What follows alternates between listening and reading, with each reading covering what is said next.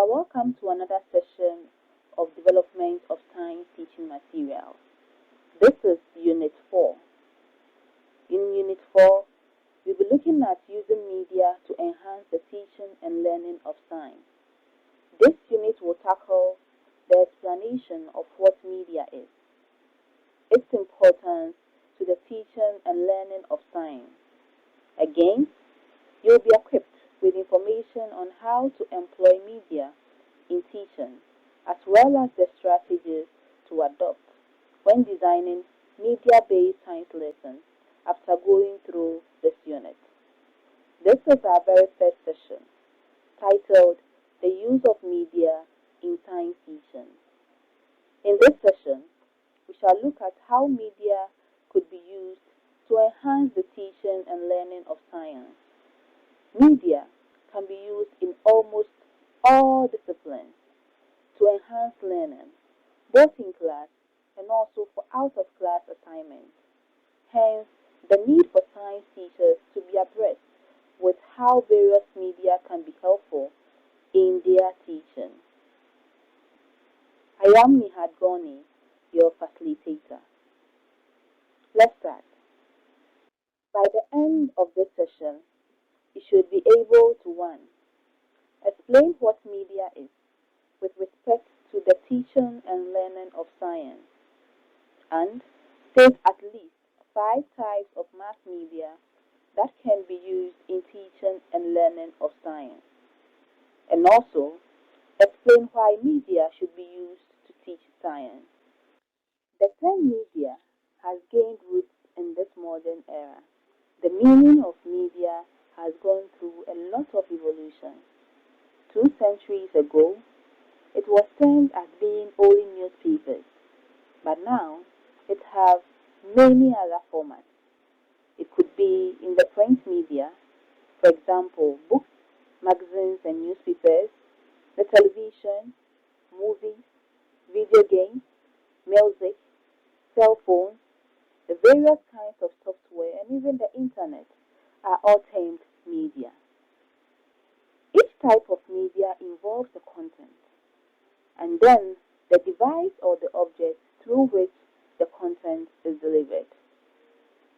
However, the meaning of media universally still remains the fact that it is a channel of communication. With the intense rate of technological change, teachers and instructors face an ongoing challenge in choosing the most effective media platform to communicate with their students. Instructors can also create their own media to effectively and efficiently convey knowledge. Why then should science teachers adopt media in their lesson delivery? Integrating digital media with classroom technology drives student engagement. As science teachers, we know that students learn better and faster when they are actively engaged and participating in activities that create learning opportunities along the way. And so, media creates a platform for students to be actively involved in the classroom activities. Also, media strengthens classroom learning. Although media cannot replace hands-on learning, it can reinforce knowledge acquired from the classroom. Also, the media can be used to demonstrate scientific concepts, to showcase real people practicing science, and also to connect students to faraway places. Media in teaching and learning have a number of advantages to the teacher and to the student. To the teacher, let's look at some of these advantages. The first one is that many media sources, the sources are the feature film, music video, visualization, and news stories, have very high production quality that is capable of showcasing complex ideas in a short period of time. This helps the teacher to develop quantitative resonance. Also, media offers both cognitive and affective experiences. Through media, you can provoke discussions on topics. You can have an assessment of one's values, of one's ethics, and also an assessment of oneself if the scenes have very strong emotional content. Again, the use of media sources help connect learners with events that are culturally relevant. As a result, a positive consequence of utilizing media is that instructors must keep their materials and examples up to date because the media always have up-to-date information on specific topics. You can have a media source that is in the past but culturally relevant, and it could help you to connect your learners to those events. Also, the media can help you to connect theories that is in class with real-world events and policies because they carry stories. These stories can help your students for better understanding of the theories you might be teaching in class. Media is also very relevant to students. Let's look at some of the advantages for students. Popular media, the films, music, YouTube videos, are a familiar medium to students that help them to gain attention and maintain students' interest in the theories and concepts under discussion. The students can see the theories and concepts in action. In more than a figurative sense, theories and concepts leap from a screen. The student can visualize the concepts and theories that are taught in science using media, like the YouTube videos and films. Also, the media can help students to hone their analytical skills by analyzing media using the theories and concepts they are studying.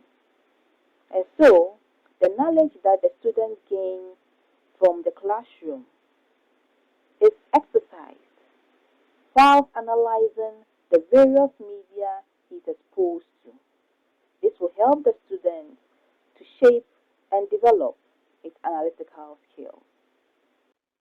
Media is important to the students because the use of media in the classroom enables students to see concepts and new examples. For example, when they are watching the television with up-to-date information and news stories, it helps students to see new examples and new concepts. Also, the media allows students to experience worlds beyond their own, especially if the media is sharply different from their local environment. The media gives access to students to see the world beyond them, to see cultures and social interventions and social issues and other scientists' work in other countries in different geographical areas. Media has a lot of importance, as we have seen, to both the teacher and the learner. But then, you require attention to be able to use media to effectively achieve your learning objectives. Please carefully note these concerns in your preparation to use media in your teaching. 1. Using media often requires some kind of additional work. For example, repositioning a DVD at the start of a scene before class, digitizing media for playback on a computer, and making sure that the audiovisual equipment is functioning properly beforehand are some of the additional work that might be required of you.